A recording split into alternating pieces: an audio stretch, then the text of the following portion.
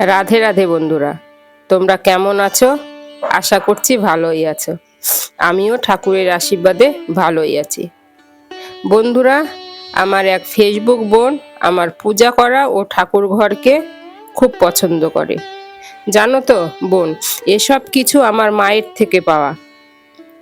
আমি ছোট থেকে দেখে আসছি আমার বাবার বাড়িতে একটার পর একটা পূজা করতে। তাই ঠাকুরের প্রতি আলাদাই ভক্তি, শ্রদ্ধা ও ভালোবাসা।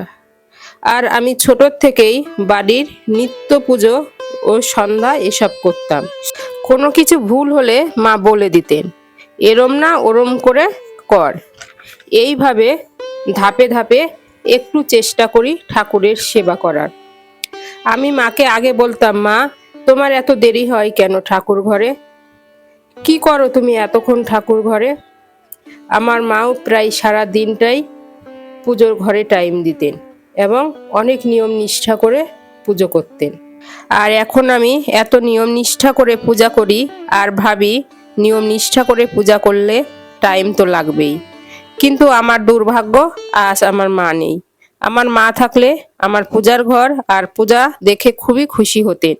কিন্তু বন্ধুরা, আমার মায়ের জন্য খুবই কষ্ট হয় আর মনে হয় কেন আমাদের ছেড়ে আমার মা না ফেরার দেশে চলে গেলেন। এটাই দুর্ভাগ্য আমাদের যে আমার মা খুবই তাড়াতাড়ি আমাদের ছেড়ে চলে গেছেন। মা তুমি না ফেরার দেশে ভালো থেকো। যাই হোক বন্ধুরা, আমার ভিডিওগুলো ভালো লেগে থাকলে লাইক, কমেন্ট, শেয়ার, ফলো করে পাশে থেকো। রাধে রাধে।